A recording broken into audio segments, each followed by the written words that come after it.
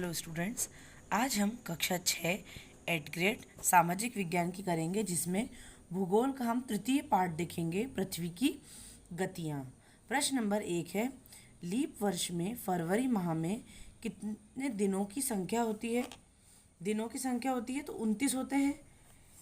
22 दिसंबर को उत्तरी गोलार्ध में कौन सी ऋतु होती है? तो शीत ऋतु होती है। विषुव के संबंध में कौन सा कथन सही नहीं है? तो इस अवस्था में कोई भी ध्रुव सूर्य की ओर झुका नहीं होता। सूर्य की किरणें विषुवत वृत्त पर सीधी पड़ती हैं और पूरी पृथ्वी पर दिन रात बराबर होते हैं। ये सभी सही हैं। ये गलत हो जाएगा। उत्तरी ध्रुव सूर्य की ओर झुका होता है। अब हम प्रश्न नंबर 4 देखेंगे। उत्तर अयनांत से संबंधित कौन सा कथन सही नहीं है? तो डी वाला सही नहीं है। सूर्य की किरणें मकर रेखा पर सीधी पड़ती हैं। ये गलत हो जाएगा। बाकी जो 3 हैं वो कैसे हैं? सही हैं। अगला प्रश्न, पृथ्वी अपने अक्ष पर एक चक्कर पूरा करने में लगभग समय लेती है? तो आप सभी को पता है 12 घंटे लेती है, 24 घंटे लेती है। अगला प्रश्न है, रिक्त स्थानों की पूर्ति कीजिए।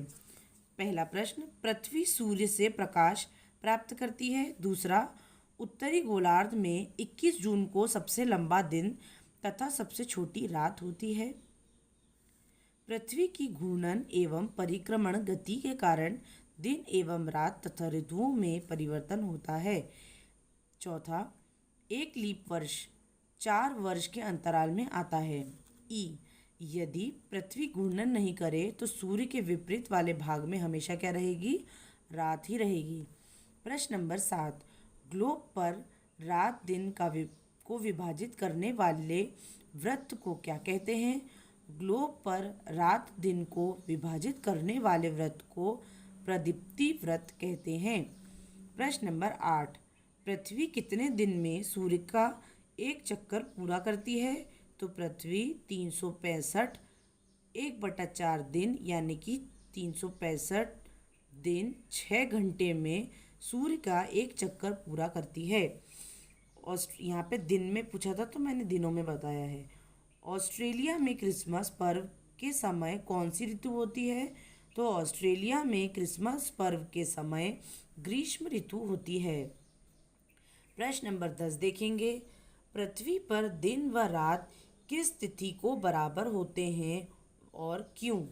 पृथ्वी पर दिन और रात 21 मार्च एवं 23 सितंबर को बराबर होते हैं, क्योंकि इस तिथि पर सूर्य की किरणें विषुवत वृत्त पर सीधी पड़ती हैं।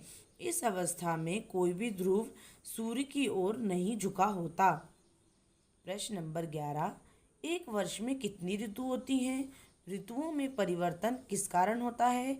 सामान्यतः एक वर्ष में गर्मी, सर्दी, वसंत एवं शरद कुल 4 ऋतुएं होती हैं। ऋतुओं में परिवर्तन सूर्य के चारों ओर पृथ्वी की स्थिति में परिवर्तन के कारण होता है। प्रश्न नंबर 12, प्रत्येक चौथे वर्ष फरवरी माह 29 दिनों का क्यों होता है? पृथ्वी एक वर्ष या 365 दिन 6 घंटे में सूर्य का एक चक्कर लगाती है। सुविधा के लिए 6 घंटे नहीं जोड़े जाते, जो मिलकर 4 वर्ष यानी कि 24 घंटे यानी एक दिन बनाते हैं। 6 घंटे 12, 12 और 6 18, 18 और 3 कितने हो गए? 24, 24 घंटे का एक दिन होता है, जो प्रत्येक 4 वर्ष में फरवरी माह में जोड़ दिया जाता है, जिससे प्रत्येक चौथे वर्ष फरवरी 29 दिनों की होती है। अगला प्रश्न, प्रश्न नंबर 13, पृथ्वी पर उत्तरायणांत एवं दक्षिण अयनांत की अवस्था कब होती है? 21 जून की स्थिति में उत्तरी गोलार्ध सूर्य की तरफ झुक जाता है। सूर्य की किरणें कर्क रेखा पर सीधे पड़ती हैं, जिससे इस क्षेत्र में 21 जून को सबसे लंबा दिन तथा सबसे छोटी रात होती है, जिसे उत्तर अयनांत कहते हैं। जबकि 22 दिसंबर को मकर रेखा पर सूर्य की किरणें सीधी पड़ती हैं, जिससे दक्षिण गोलार्ध में लंबे दिन और छोटी रातें होती हैं, जिसे हम क्या कहते हैं? दक्षिण अयनांत कहते हैं। अगला प्रश्न देखते हैं। प्रश्न नंबर 14, पृथ्वी की गति का वर्णन कीजिए। पृथ्वी की सामान्यतः दो प्रकार की गति होती है। पहली घूर्णन, पृथ्वी का अपने अक्ष पर घूमना घूर्णन कहलाता है। पृथ्वी एक घूर्णन गति में 24 घंटे लेती है। दूसरा, परिक्रमण, पृथ्वी की सूर्य के चारों ओर एक स्थिर कक्ष में गति परिक्रमण कहलाती है। जैसे हम परिक्रमा करते हैं बिल्कुल वैसे ही पृथ्वी एक वर्ष या 365 दिन 6 घंटे में सूर्य का एक परिक्रमण करती है।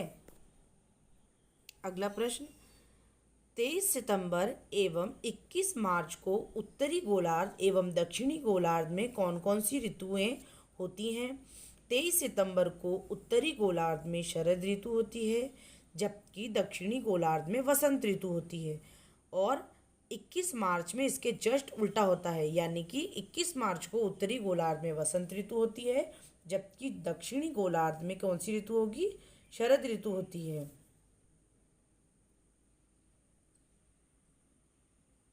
अगर आप मेरे चैनल पे नए हैं तो मेरे चैनल को सब्सक्राइब ज़रूर करें, और अगर आपको कोई भी डाउट है तो आप मुझे कमेंट सेक्शन में पूछ सकते हैं।